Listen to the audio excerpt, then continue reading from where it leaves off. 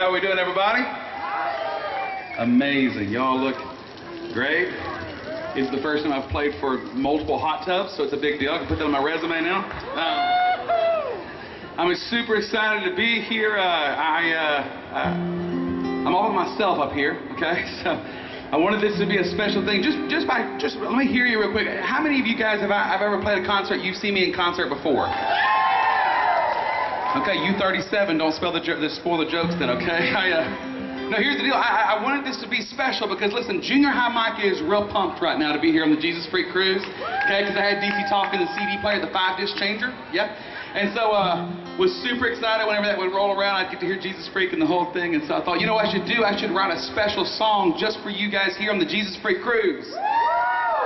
Yeah, then I forgot to do it. And so, but if it's a thought that counts, then you're welcome from the bottom of my heart, and I mean that.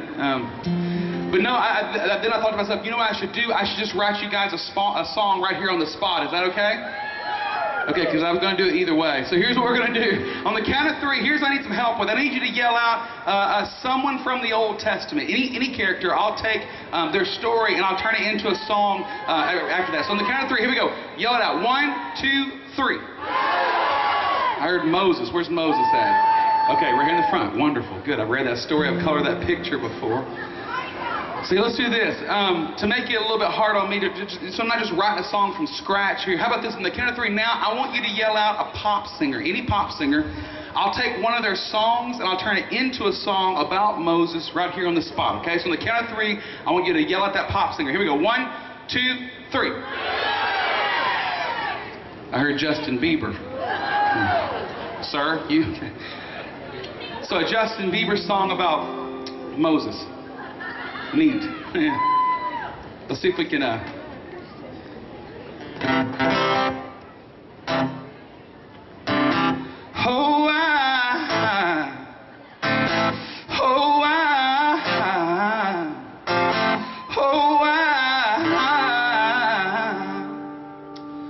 When I was bathing in river waters with my servants, I'm the Pharaoh's daughter.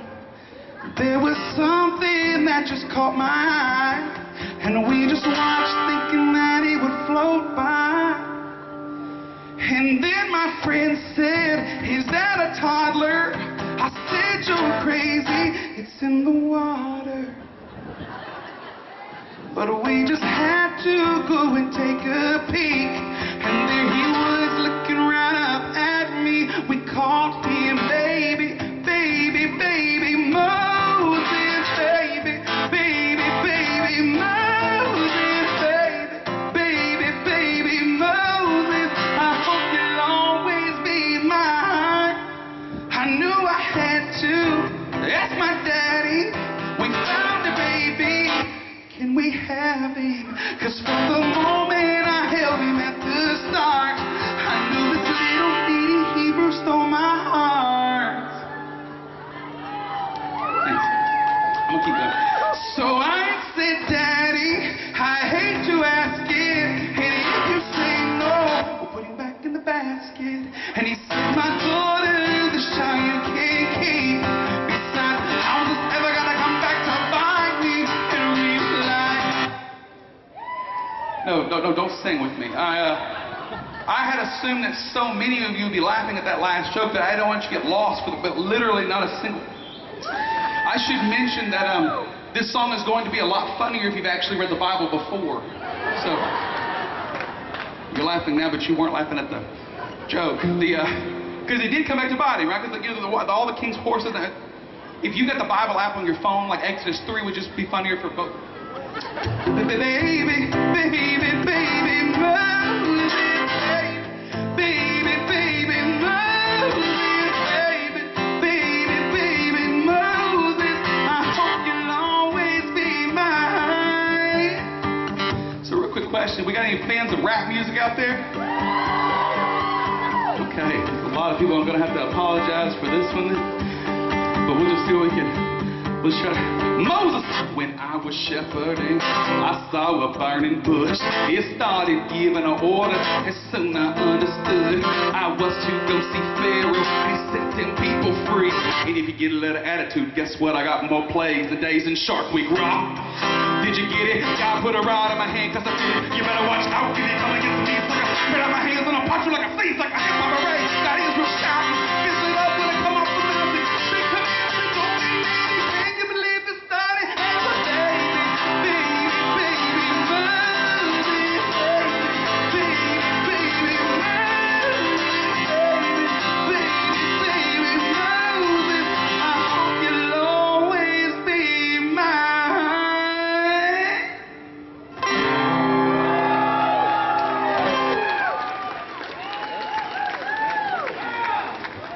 Thanks.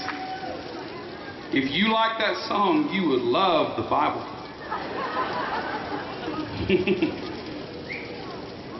One quick confession.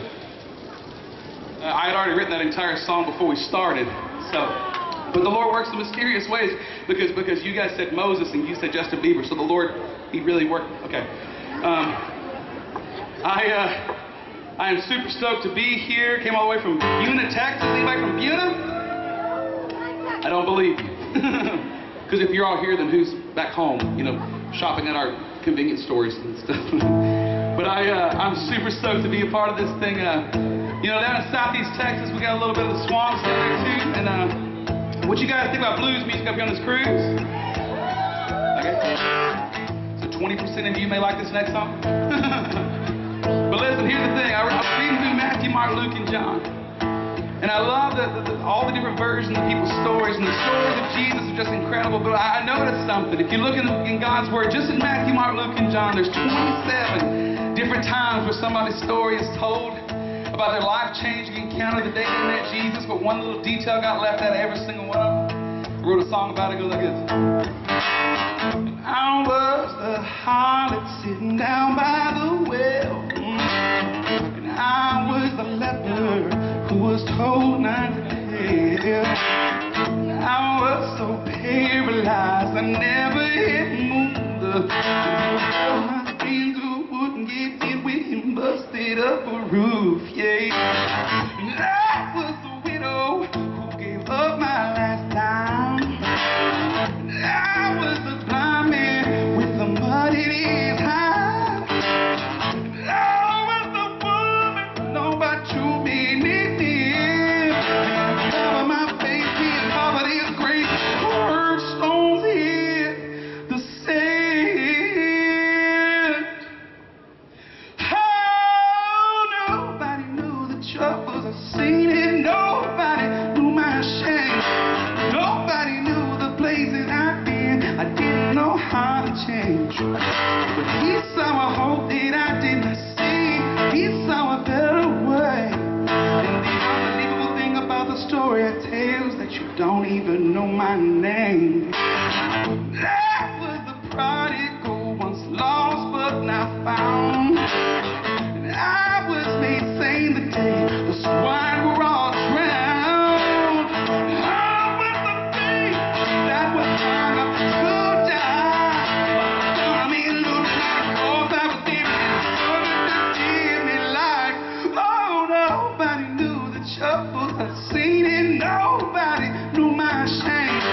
Nobody knew the places I'd been. I didn't know how to change. But He saw a hope that I did not see.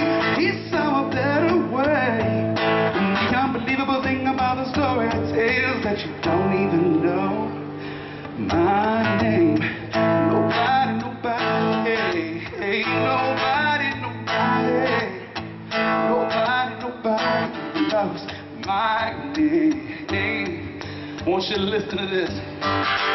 I am the homeless wandering around on your streets. I live across the world with nothing to eat.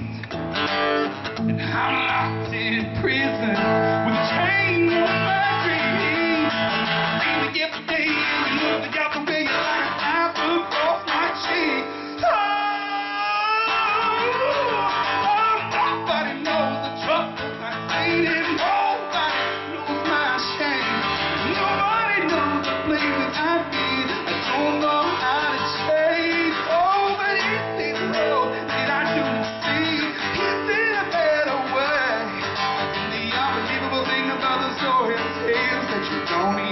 my name. See, the unbelievable thing about the story I tell is that you don't even know my name. Nobody, hey, nobody even knows my name. Nobody, hey, nobody even knows my name.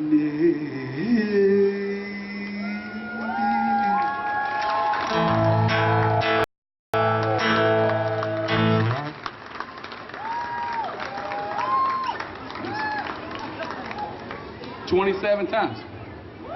There's 27 times, just in Matthew, Mark, Luke, and John, you can go look it up yourself, that someone's story is told about the day they met Jesus, but we never learn their names.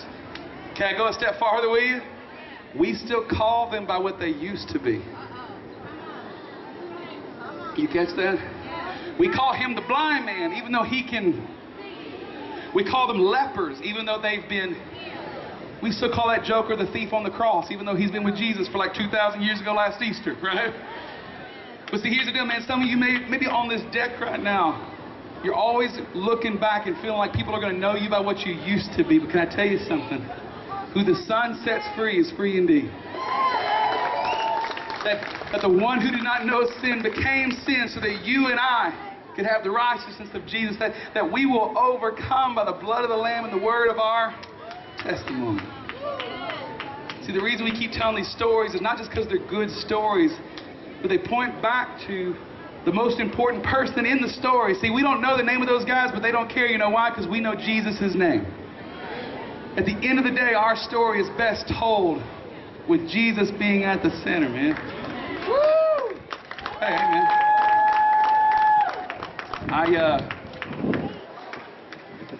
I was kind of a late bloomer in the whole music thing. I went to high school, not trying to brag. Just kidding. Yeah. Anybody go to high school out there? No offense to those hidden. But when I was a junior in high school, I felt the calling to go into youth ministry, and so I knew I wanted to be a youth pastor. When I was 17 years old, I also started dating a girl named Casey. My senior year of high school, we've been married for 15 years, and so thanks. I'll tell her you said that. When we first started dating, we got out of high school, and her grandfather was the chairman of the deacons at a little Baptist church there in Buena, Texas, Friendship Baptist Church, and they needed a youth director. Now listen to me. I felt called to be a youth pastor, so I said, what's the difference? And apparently a youth pastor preaches sermons and brings kids on trips, and a youth director feeds them pizza and makes sure they don't tear things up. And I was like, I'll do that, please. Give me that job. So at 18 years old, became a youth pastor. A couple years into being a youth pastor, I got married, and at 20, I wanted to start having someone in the youth group lead worship before I would preach, and so I bought a guitar hoping one of the kids would learn it, and they did not want anything to do with the guitar. So I was like, well, that's a lot of pizza budget that I just spent, so I should probably learn to play this thing. So I remember going back and sitting there for a couple, this is before YouTube and all that easy stuff, and I was just there with a book. And I remember coming in very proudly about 3 weeks later, and I came and sat down on a stool, and I had my guitar, and the kids are going, what is that? And I just went, open the eyes of my heart, Lord. And they went, is he playing music? And I said, open the eyes of my heart. They said, we knew it. I want to see you. Yeah? Second week came. I got back in there, I walked back in with the guitar, and I sat down, and I said, open the eyes of my heart, Lord. They're like, oh, he's playing that song again. I said, open the eyes of my heart. Third week came around, I sat down on the stool, and I said, they said, can you learn like one more? I said, well, my fingers hurt a lot already, but I guess I could try to figure that out. So I just learned another one, and then I kept learning more and more songs. And then I had youth pastor friends of mine who would call me up, and I didn't know how to feel about this. They would call me up and they would say, hey man, we hear that you're leading worship for your youth group. Do you think maybe you could come and lead at our camp or our retreat or maybe one of our church services? I'm going, oh my gosh, that's incredible. Of course I would. And they said, oh good, because we can't afford to bring in a real band. I said, I don't know what the difference between, why am I the Pinocchio of worship leaders? I want to be a real boy too. And so I ended up I still went and did it, and so I went and played their events and stuff. I had no idea that 7 years down the road from first playing that guitar, that God would turn our whole world upside down. We got, like I said, married my wife Casey, and we've got 3 kiddos. We've got a Noah, a Hannah, and a Seth. You don't even know what they look like. They're cute, but I appreciate you clapping.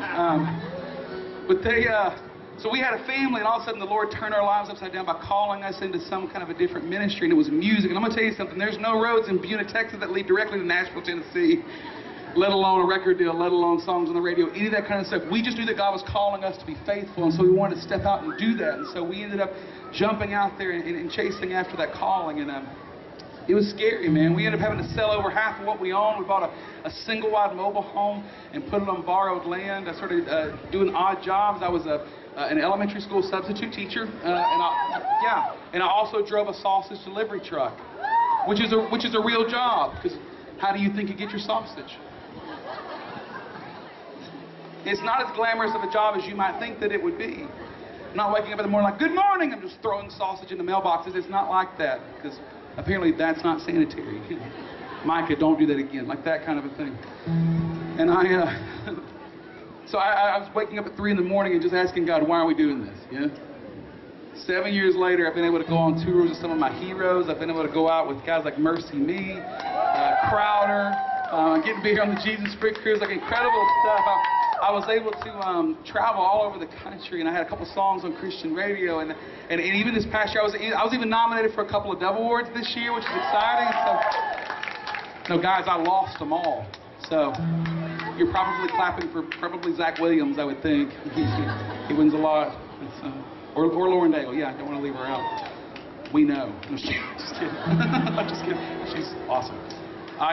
But in the midst of this being this incredible year for me, in the midst of this being like this incredible thing that we've been able to see God do all this stuff, and our story has kind of gotten to this point now where we're standing up here, and you know some of my songs, it's incredible, but also this past year has been one of the hardest years of my whole life. I live in southeast Texas, and Hurricane Harvey put almost 50 inches of rain on my house in a little more than 2 days. We had to replace the floors and the walls in 4 rooms in our home. It took 10 months to get it done. It was hard, man. We thought that storm was going to be the biggest thing that hit us that year, but about a month and a half after the storm came, we found out that my younger brother Daniel was diagnosed with stage 4 colon cancer. Yeah, it was hard, man. We're in the midst of just like wanting to be so joyful about what God's doing, but also hurting a whole lot, you know?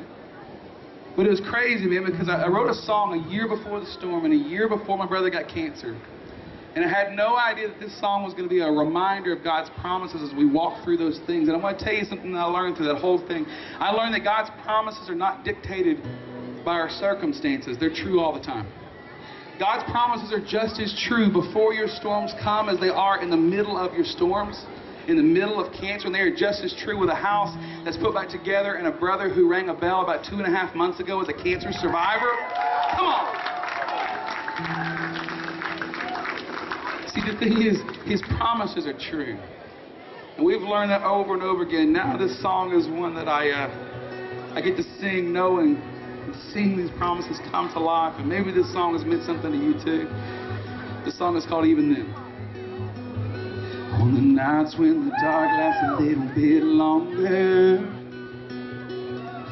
and when the wind and the storm is a little bit stronger, when the fear in my heart digs a little bit deeper, yeah. When my faith to stand gets a little bit weaker, where could I run to? Where could I go? 'Cause even when it feels like my world is shaking, even when I've had all that I can take, I know you never let me go. No, and even when the waters won't stop rising, even when I'm caught in the dead of night, I know, no matter how it is, you're with me even there. Do we believe that today? Come on, y'all. And when the days up ahead look a little bit brighter, yeah, but the grip of my past holds a little bit tighter. No, well, I'm reminded your grace never asks for perfection. This is my favorite part, 'cause I'm restored 'cause I'm yours and I stand forgiven. Ooh, yeah. like my world is shaking. When I've had all that I can take, no, never let me go, no. And even when the waters won't stop rising, even when I'm caught in the dead of night, no, no matter how it is, you're with me even there. And even in the middle of my shadow, and even when it's hard to remember, you will honor my defense. I'm standing on your promises, and I know that even in the thick of the battle, and even through the valley of my shadows, you will honor my defense. I'm standing on your promises. So where could I run to, and where could I go?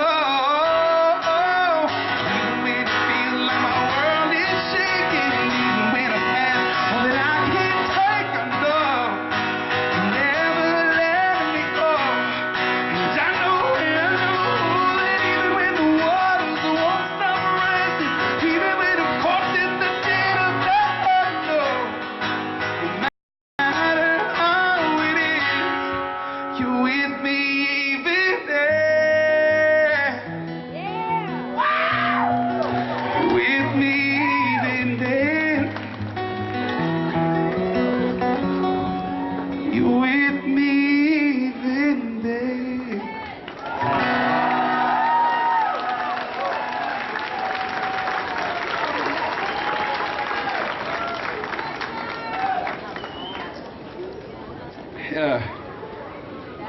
It's cool, man. This is fun. Are we having a good time? Good. Good. It's one of those weird things, like kind of being up by myself, because you guys are going to hear a lot of full band stuff this week and stuff. But for me, man, I love being able to sit and talk to you a little bit. Maybe just kind of give you a breath out here on the deck for a second. So, sorry if I'm like ruining your party game or something, but the thing is, man, like I want you to know that the songs that Toby is singing, the songs that we are going to hear from DC Talk that we're pumped about, yeah. When you hear from Ryan Stevenson, whenever you hear from Aaron Cole, man, I want you to know something. These songs are not written on stages, man. These songs are written in real life. These songs are written with acoustic guitars and pianos, sitting in rooms, just asking the Lord to reveal something to us. And this song was one that came to me, man. I had no idea that how much I needed this song in my own life. But when I wrote it, I thought it was going to be just for me. I thought this was going to be one of those songs that I kind of tuck away in a prayer closet somewhere, and I kind of have it just for myself. And I had no idea that it would make its way not only out of my bedroom where I wrote it, but also that it would make its way onto the radio, that it would make its way into hospital rooms, make its way in cars on the way to funerals, that it would make its way into some deep and dark places. But let me tell you something, man. The Lord's plans are higher than anything we have. And we hold on to the things that God's given us. We keep it for ourselves. It's no better than the guy who took the talents that he was given and buries it in the sand. Instead, why would we not use the story that God's telling inside of us to go out and to tell others of his goodness and his richness and his faithfulness and his love, yeah? And so, a song that was a very personal song for me has kind of turned into something else altogether, man. Maybe it's been a personal song to you too. I'm going to do one more slow one, okay? It's kind of weird playing this out in the sun when you guys are... I am wearing my formal shorts right now because it's formal night. The black shorts up here. It's my dress flip-flops. Let's do one more here, okay? And I don't want to hear anymore. Teach me to listen. And I don't want to see anymore. Give me a vision that you couldn't move this hard to be set apart. And I don't need to recognize the man in the mirror, no. And I don't want to trade your plans for something familiar. And I can't waste a day, and I can't stay the same. I want to be different, I want to be changed, till all of me is gone, and all that remains is a fire so bright the whole world can see that there's something different, so come and be different in me.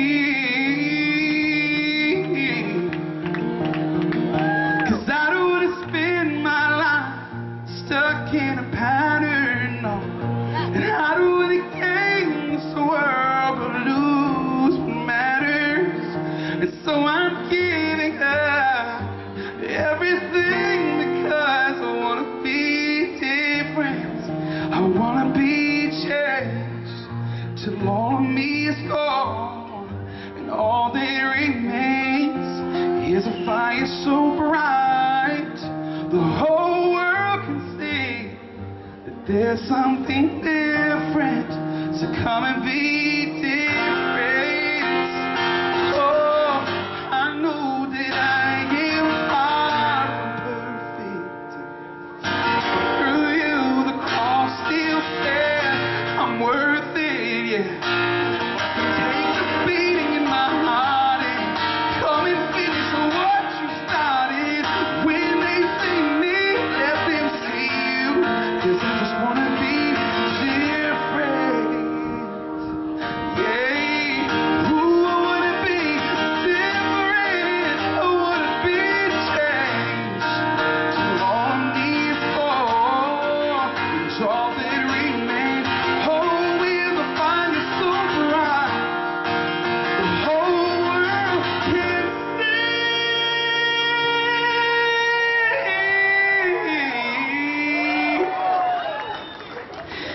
There's something different. So come and be different. I just wanna be different. So could you be different in me?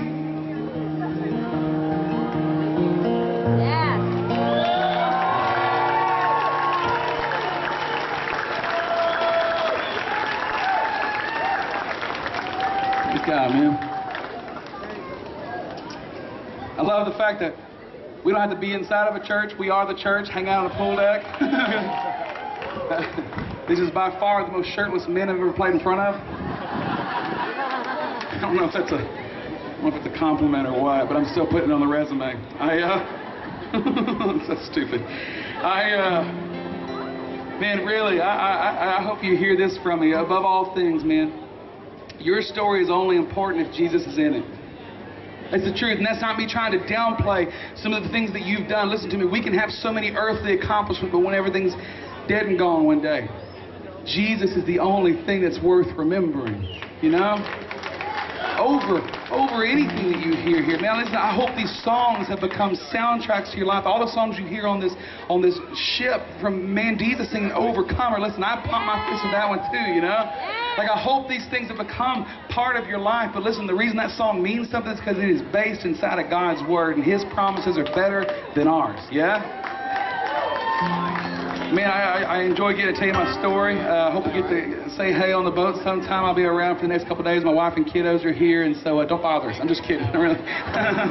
No, we're going to be kind of hanging around, so just come by and say hey or something. I'll play one more for you. This is actually the first song that I wrote after I signed a record deal about 3 years ago, and just got to Nashville. A lot of pressure on this thing, trying to get ready to make this record happen, and I walked into a room and there's this guy named Jeff Pardo that sat down and he told me this idea for a song. We wrote that song in an hour, and it was crazy because of the whole story that I've told you over the last 30 minutes of me standing up here telling you, man. All of that story got shoved into a 3.5 minute long song, and it wasn't until after we finished writing that I looked back and I said, okay, this is just a testament of what God's done, what He's doing, you know? And I'm still learning it right now. 'Cause there's never been a moment I was not held inside your arms. And there's never been a day when you were not who you say you are. Yours forever, it don't matter what I'm walking through. So no matter where I'm going, there's never been a moment that I was not loved by you. Put your hands together, Jesus Freak Cruise. Let's have a little party up here. Hey! See, I've been a sinner, I've been a slave, a little bit of both every single day. I've been lost, but somehow I've been found. Hey! There's been some pain, been some regrets, been some moments I'll never forget. But when I look back from where I'm standing now, come on! There's never been a moment I was not held inside your arms. And there's never been a day when you were not who you say you are. Just forever, it don't matter what I'm walking through. So no matter where I'm going, there's never been a moment that I was not loved by you. Hey, loved by you.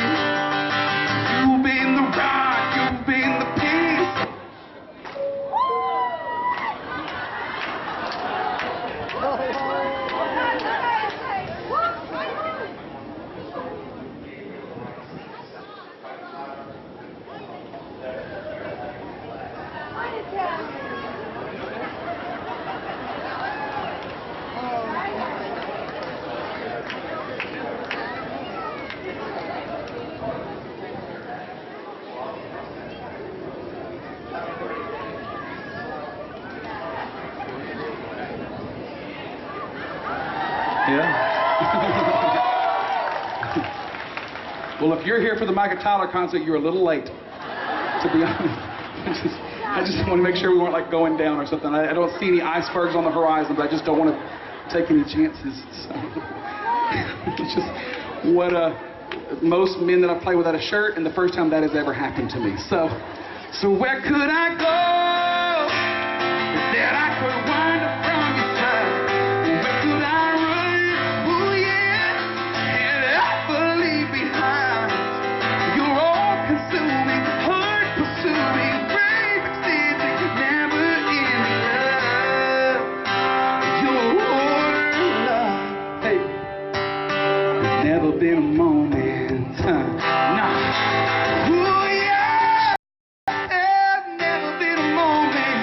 Was not held beside your arms, and there's never been a day when you were not who you say you are. You're forever, it don't matter what I'm walking through. So no matter where I'm going, there's never been a moment that I was not loved. Oh, no matter where I'm going, there's never been a moment that I was not loved.